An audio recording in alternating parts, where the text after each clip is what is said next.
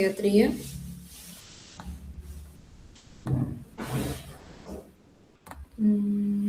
Ya.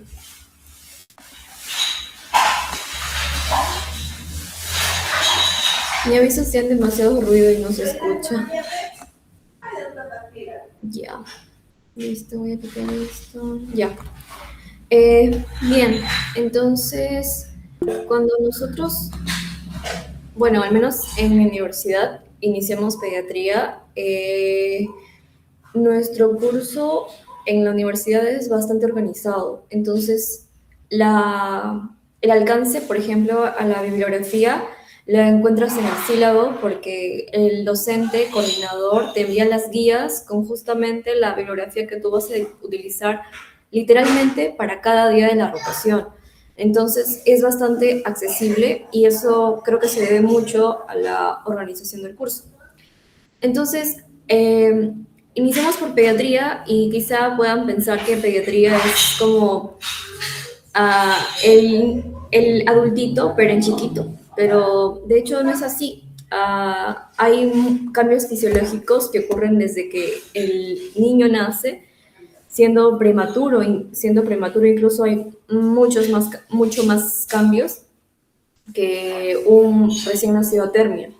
Entonces, esos cambios fisiológicos que son normales en el niño no van a ser normales en el adulto. Entonces, no es que sea un adulto pequeño, sino es un ente totalmente distinto. Ya. Sí, no se nota mucho. Esperen, creo que voy a dejar de presentar y creo que mejor va así. Sí. Ya. Entonces, como les había mencionado, no es una estética, el niño no es un adulto, no es estático, todo no va a tener los mismos signos o características de la piel, del corazón, de los pulmones, está cambiando. Y más porque también su desarrollo neurológico está cambiando. Por lo tanto, la forma que tú tengas de entrevistar al adulto va a tener que cambiar porque te vas a adecuar tanto al cuidador que va contigo, que acude a ti a la consulta y al niño. Entonces, de cierta manera, por ejemplo, cuando estás tratando con un preescolar, es, digamos, más accesible en cuanto a realizar examen físico si inicias confianza con el niño, pero previamente habiendo conversado con la mamá. En el escolar a veces es mucho más difícil porque ellos, especialmente en la etapa de la pubertad, ya están atravesando, digamos, algunos cambios psicológicos importantes que hace que se sientan más reticentes a dar información o a brindarte información, y los adolescentes mucho más. Entonces, digamos que por grupos de edad, la forma de la entrevista, la anamnesis que tú vas a hacer al paciente en la consulta va a ser distinta. Entonces tiene que involucrarte todo, y especialmente la familia, porque la mayoría de la anamnesis que haces acá en pediatría es una anamnesis indirecta, toda la información la obtienes del cuidador. Entonces tú tienes que primero saber llegar al cuidador y luego al niño para que puedas realizar esto. Y depende mucho de la edad. Entonces los principales anotaciones antes de iniciar la entrevista es preguntar tanto por la edad como por el sexo del niño. Me quedó todo esto. Bien, entonces, como había mencionado, aquí la edad es importante y acá muchos de los diagnósticos no son como en el adulto que requerían exámenes, sino que la mayoría son clínicos. Por ejemplo, un caso es la bronquiolitis. La bronquiolitis es una infección de vía respiratoria baja que justamente es solamente un diagnóstico clínico. Entonces, aquí más que imágenes, más que pruebas de laboratorio, va a importar mucho el cuadro clínico o la evolución de la enfermedad que está teniendo el niño. Por ello es muy importante realizar muy buena anamnesis y preguntar especialmente al cuidador. Como mencioné, el niño no entra solo, siempre va a llegar con un cuidador. Y especialmente cuando se va a hacer, por ejemplo, manejo de la consulta en el adolescente, hay una sección en la que justamente se hace evaluación del desarrollo sexual y es allí donde aquí sí se habla de, digamos, privacidad y se le hace preguntas únicamente al adolescente en una, no consulta aparte, sino en privado, y luego se va con el cuidador con quien vino el adolescente. Y como mencioné también, los signos vitales, que es, por ejemplo, la frecuencia cardíaca, la frecuencia respiratoria, la presión arterial o la temperatura, no van a ser iguales que en el adulto. Un niño tiene una frecuencia cardíaca y respiratoria mucho más alta que un adulto, entonces no podemos regirnos por las mismas reglas que sí lo vamos a tener quizá en medicina interna. Y aquí lo importante de los niños también es justamente el esquema de vacunación. El esquema de vacunación es, digamos, algo que en mi universidad está dentro de la última unidad, y es algo que se tiene que tener en cuenta también al momento de hacer la consulta. Entonces, la unidad 1 consiste básicamente en cómo tú enfrentas y realizas la anamnesis y los, digamos, 6 parámetros necesarios que tú necesitas. Obviamente, aparte del motivo de consulta y aparte de la enfermedad actual. Entonces, acá importa mucho los antecedentes fisiológicos, es decir, prenatales y perinatales, tanto a nivel del parto como el periodo postnatal hasta los 28 días. Importa también el crecimiento y desarrollo, el esquema de vacunación, en qué, o sea, primero, por eso es que le preguntas primero la edad al paciente, para que tú a partir de esta edad puedas establecer qué vacunas ya han cumplido y cuáles faltan. También lo que tiene que ver con alimentación, especialmente si es que hablamos en un pacientito que tenga 6 meses, 5 meses, o un paciente que esté recién iniciando alimentación complementaria. Entonces, son temas que van a variar porque tú no le vas a preguntar cuál es su dieta habitual, por decirlo así, sino que, por ejemplo, cuando es lactancia tienes que preguntarle cuáles son la frecuencia de las tomas, si es que el niño presenta algún signo de dificultad al momento de iniciar lactancia o mantener lactancia, así como también, por ejemplo, la introducción de sólidos y semisólidos en la alimentación complementaria. Efectivamente, los hitos del desarrollo. Entonces, el examen físico, que es justamente la otra parte que se hace en la unidad 1, que es tanto anamnesis como examen físico.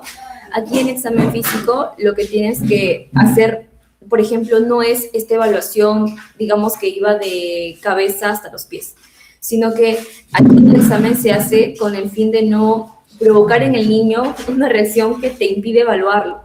Por lo tanto, primero tienes que hacer la anamnesis, te ubicas en qué situación te encuentras, probablemente planteando alguna hipótesis, y a partir de allí ya empiezas a indagar y decidir por qué sistema tú vas a empezar primero. Porque, por ejemplo, tú no vas a iniciar por cabeza evaluándole boca y faringe, porque el niño muchas veces no se va a dejar porque tienen mucho miedo al bajalenguas, especialmente los preescolares. Entonces, es muy difícil evaluarlos, y, por ejemplo, la evaluación con el bajolenguas tendrías que dejarlo al final, o el uso también de instrumentos invasivos como el otoscopio también genera incomodidad en el menor, por lo tanto se prefiere hacerlo al final. Entonces aquí no es un examen, digamos, que tenga que ir de cabeza a los pies, sino ir orientado.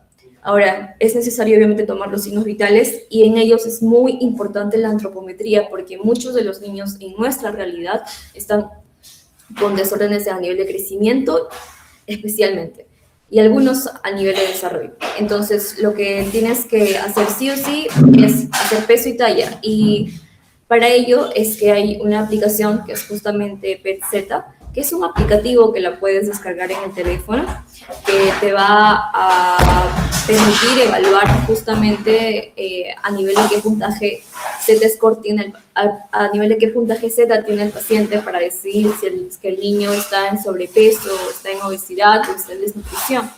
Porque aquí tú no te basas, digamos, en el valor absoluto del IMC, por ejemplo, sino tú te basas en un puntaje que es como poblacional.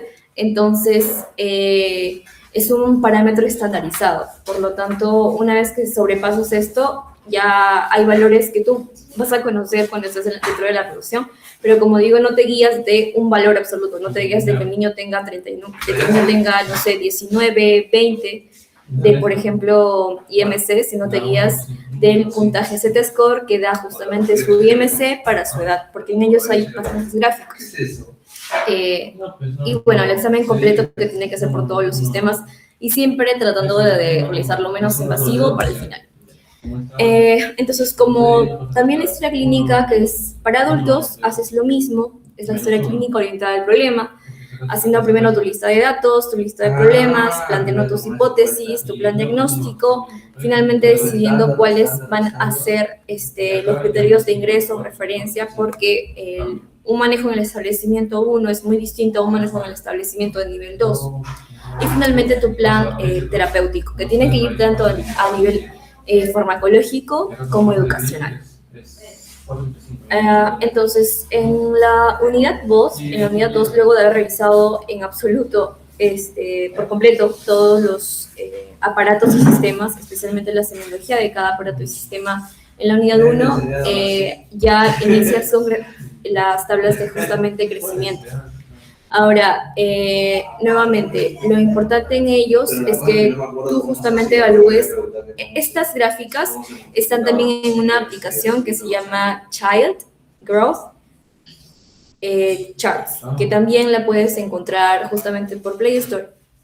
Entonces, es otras aplicaciones que tú ingresando los datos, tanto de peso, talla, te da un puntaje Z y te hace un gráfico.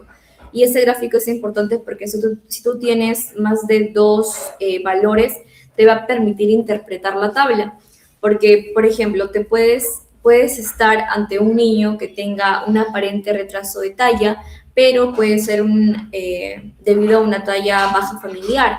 Entonces, no es que el niño no esté creciendo, sino que el niño tiene una gráfica, una curva que se está yendo justamente en ascenso, pero inferior a la curva estándar, pero no se está aplanando, esa curva no está decayendo. Entonces es muy probable que un posible diferencial que plantees es que el paciente tenga una talla baja familiar. Por lo tanto, nuevamente, si tú tienes la posibilidad de tener múltiples valores obtenidos, especialmente si tienes el CRED del niño, que es justamente esa tarjetita en donde está todos estos gráficos, junto a los puntajes, junto a los valores de peso, talla y edad. Entonces puedes realizar esos gráficos, pero si no, solamente vas a tener el valor que te da justamente el puntaje Z. Entonces, eso es lo que justamente aprendes en esta unidad. Y aparte de crecimiento, aprendes desarrollo. Entonces, en desarrollo, tú tienes que hablar de hitos. Obviamente esto no es igual en el adulto, que en el adulto sabe caminar, sabe hablar, sabe sonreír, sabe no socializar. Esto, desde que tú tienes un recién nacido, pues no ocurre, ¿no? Entonces, ¿cómo lo evalúas? Por eso es que hay hitos que tienes que cumplir para que tú también sepas cómo está yendo el niño a nivel de desarrollo neurológico. Por lo tanto, hay algunas reglas, por ejemplo, una de ellas es la regla del 3, 6, 9, 12, que es justamente 3 meses, 3 meses, 3 meses, y era que a los 3 meses el niño ya va a poder estar sentándose con apoyo, o sea, que tú lo ayudas a sentarse y el niño permanece sentado. A los 6 meses ya el niño se está sentando solito. A los 9 meses, a los 12 meses el niño ya está aprendiendo a caminar solito y a los 10 años el niño está corriendo. Entonces, era a los 3 meses sostén cefálico, a los 6 meses era cuando el niño ya lo dejaba sentado y el niño permanece sentado, y a los 9 meses es cuando el niño por sus propios medios se sentaba y permanecía sentado. Y bueno, entonces esos son hitos que tú tienes que aprender, porque, por ejemplo, puedes tener un niño de 1 año que no se puede sentar, entonces ya tienes que ir bien viviendo eso. Y por ejemplo, para también hablar de desarrollo del lenguaje, el niño ya tiene que estar balbuceando a los 9 meses, a los 12 meses tiene que estar a silabear.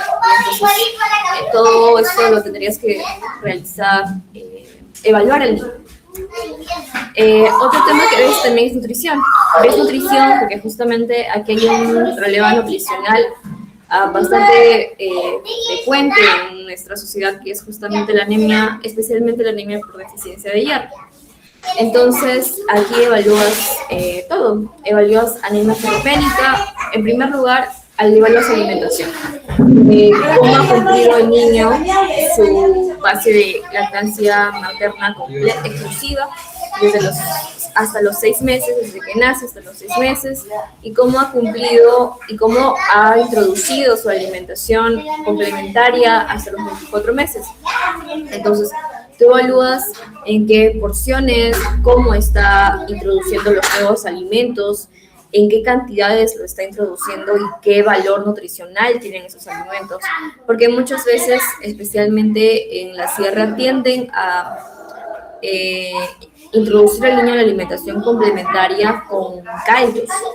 Y siguen siendo líquidos y son caldos que justamente son de carnero, son de pollo, y ese líquido está lleno de grasas saturadas. Entonces, ese líquido no le está ofreciendo al niño ningún tipo de alimentación, solamente, digamos, llenando su estómago. Por lo tanto, se trata de introducir alimentos que sean densos energéticamente y que obviamente le aporten especialmente hierro, porque la lactancia materna, la leche materna, te aporta el hierro suficiente hasta los 6 meses, porque hasta esos 6 meses las reservas de hierro que tiene, con las que el niño nace, están, pero una vez que ya dejas de lactar a partir de los 6 meses se pierde esas reservas, empiezan a decaer, por lo tanto es necesario que la alimentación complementaria esté básicamente fuerte en micronutrientes. Y como les digo, es, digamos, muy difícil a veces cambiar el pensamiento de que un caldito es más nutritivo o no le hace daño a un bebé. Y bueno, la lactancia siempre tiene que ser a demanda, ¿no? Nunca en un horario específico, o sea, yo le doy al niño a las 6, le doy al niño a las 12. Sino que eso ya se puede realizar cuando el niño ya está empezando a comer, pero la lactancia materna hasta los 6 meses tiene que ser a demanda. O sea, el niño hace algún gesto, por ejemplo, buscando el pecho de la madre o llorando, entonces es indicativo de que el niño tiene hambre, porque no tiene ninguna otra forma de comunicarse. Entonces, el establecimiento de horarios de alimentación es plausible cuando el niño ya está siendo un lactante mayor, a partir de los 6 meses. Bien. Y bueno, por otro lado, los problemas de malnutrición, que van actualmente más reintroduciéndose más problemas de obesidad, y también se realiza los temas de desnutrición. Entonces, esos son los 3 temas principales que ves, ¿no? Lactancia, alimentación complementaria, anemia y malnutrición, que puede ser por déficit o por exceso. Ahora, lo otro que ves también es la terapia de mantenimiento. La terapia de mantenimiento, especialmente en un paciente que ha llegado, que por ejemplo va a entrar en una operación. Este paciente que va a entrar en una operación y no es posible darle alimento por vía oral, entonces se decide hacer terapia de mantenimiento, porque no olvidemos que ellos, al tener una mayor superficie corporal, tienden a perder más líquidos. Por lo tanto, tú necesitas hidratarlo. Entonces, todo tiene que depender del peso, cuántas pérdidas ha estado teniendo y cuál es su mantenimiento, que es básicamente el requerimiento basal que tiene el paciente. Y bueno, hay una aplicación que justamente tú podrías utilizar, que es PET Fluid Calc, y también nuevamente la puedes utilizar por teléfono. La última unidad en la universidad que se practica es el tema de enfermedades, y son las enfermedades más frecuentes. Entre ellas están las enfermedades respiratorias, tanto la de vía alta como la de vía baja, y están la gastroenteritis aguda. Entonces, esas son las enfermedades más comunes que se van a ver en esta unidad. Entonces, respecto a las 5 que van en enfermedades de vía, por ejemplo, vía respiratoria baja, que era bronquiolitis, que era neumonía, y la que iba hacia arriba, o sea, la de vía respiratoria alta, que iba a CRUD, a otitis media aguda y faringoamigdalitis. Entonces, todas estas las revisas tanto en todo, ¿no? Desde etiología, cuál es la mayoría de todas estas enfermedades son virales. Entonces, es muy difícil cambiar el esquema hacia no dar antibiótico por un resfriado, a que le tengas que dar algo para ese resfriado o que le tengas que dar algo para la tos. Entonces, lo que se procura hacer aquí es conocer bien el cuadro, la etiología más frecuente, conocer la evolución de esa patología, porque la evolución te va a dictar literalmente todo. Te va, en el caso, por ejemplo, que estemos hablando de un resfriado, en un resfriado y cómo diferenciarlo, por ejemplo, de una sinusitis. Un resfriado tiene un pico y luego cae, se resuelve. Tiene su pico a los 3 días y a partir de los 5 o 7 días ya se bajan todos los síntomas. Pero, por ejemplo, en una sinusitis tiene este pico de a los 3 días en los que el paciente, y luego empieza a resolver, y luego súbitamente el niño empieza con fiebre, empieza con bastante dolor facial al movimiento. Entonces, en ese momento ya se está planteando un diagnóstico diferencial. Por eso menciono que aquí en patologías es muy importante conocer tanto la etiología, que como les digo, en los niños es muy común la etiología viral, y sin embargo, sin embargo, muchas veces hay mucha discriminación al momento de dar antibióticos a estos niños, a pesar de que la etiología más frecuente sea viral. Y bueno, la evolución y definitivamente el tratamiento y siempre el manejo no farmacológico, porque como muchas de estas enfermedades, el esquema de vacunación completo ayuda a disminuir en grande su incidencia. Y aparte se da el tema de gastroenteritis aguda, y justamente es el último tema con el que se cierra el curso de pediatría 1 en mi universidad. Esta empieza justamente son 3 planes, y eso depende del grado de deshidratación que tenga el niño. Y como pueden ustedes ver, no se le da algún antibiótico para su diarrea. Lo que tú tienes que manejar es la deshidratación, porque el niño está perdiendo líquidos. Y nuevamente, la gente más común, por ejemplo, en niños de 2 años, es el rotavirus. Entonces, tú no le vas a dar un antibiótico para la diarrea. Le tienes que hacer terapia de rehidratación. Nuevamente, tenías a un niño sin deshidratación, signos de deshidratación. Deshidratación, me refiero a moderada o severa. Entonces tú decidías únicamente manejarlo en casa y con terapia de rehidratación oral. Pero una terapia de rehidratación oral, por ejemplo, a demanda. Y siempre dar la terapia con zinc. Ahora, cuando el niño tenía algún grado de deshidratación, la terapia de rehidratación oral era como observada o realizada en el establecimiento para ir viendo cómo va el niño. Y finalmente, la severa era cuando el niño se le tenía que hacer ya rehidratación endovenosa y estaba en el hospital. Entonces, las rotaciones y cada día de ellas, con la mayoría de docentes, todo no es teórico, sino que es con práctica. Es decir, tú tienes que acudir al hospital. Entonces, de hecho, lo más clásico que ves son entidades respiratorias. Por lo tanto, eso es lo que vas a evaluar con mayor claridad. Y por ejemplo, quien inicie por pediatría, sería bueno que vayan conociendo las aplicaciones que les he mencionado. ir conociendo algunas de esas patologías, por ejemplo, bronquiolitis o neumonía, o el resfriado o la gripe, para que quizás aprendan a diferenciar qué es un resfrío común de una gripe, porque son entidades distintas. Nuevamente, entonces van a ver cada caso en cada día que pasen por la rotación, apliquen lo que han estudiado. Si por ejemplo están en la unidad 2 de crecimiento y están utilizando el Z, entonces evalúen el puntaje Z que trae el niño a consulta. Quizás estamos ante un problema nutricional y no se está teniendo ese problema nutricional, sino el problema por el que ha venido, que obviamente es lo de emergencia. Y no olviden siempre, todo aquí es por edad. La etiología en un niño de 2 años va a ser una etiología distinta a un niño de 10. Y siempre tratando de aprender con los compañeros, ¿no? Es mucho más fácil de que se te mantenga la memoria mientras más lo practiques, más lo apliques a un paciente, más expliques a tu compañero o enseñarle a alguien. Y como dice allí, ¿no? Enseñar como si fuera un residente. Entonces, esas son una de las aplicaciones que ustedes pueden utilizar. Una de ellas es justamente el PET-Z, la otra es Antro Plus o Cuantro, otra es que se menciona aquí son Medical o Perisa. Son algunas de ellas.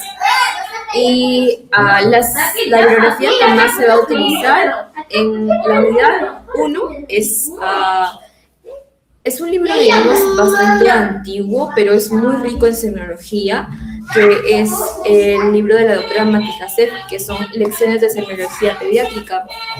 Este es un libro que justamente una de las docentes nos comparte y que es la doctora Mareike, y también lo comparte el doctor García. Entonces, que es el coordinador del curso, que fue mi año. Entonces, este libro es un librito azul y es muy rico en semiología, que es muy importante para la primera unidad. Y justamente es una de las bibliografías que sale dentro de la guía de aprendizaje que hay para la primera unidad. Para segunda y tercera unidad, lo que se utiliza más es el libro de ESO. Y siempre las guías MINSA, que para cuando ya aprenden etiologías, ya están aprendiendo el manejo. Y bueno, finalmente para el ECOE, es a veces quizá muy apurado, o bueno, es bastante difícil estar responder todo o dar todo en 6 minutos, que es en cada estación. Pero tratar de ir organizado, hablar claro. Siempre acuérdense de preguntar la edad y el sexo del paciente. Y saludando, preguntando la edad del paciente, cuál fue su motivo de consulta. Ya te están asignando 3 puntos y en algunas estaciones hasta 4 puntos.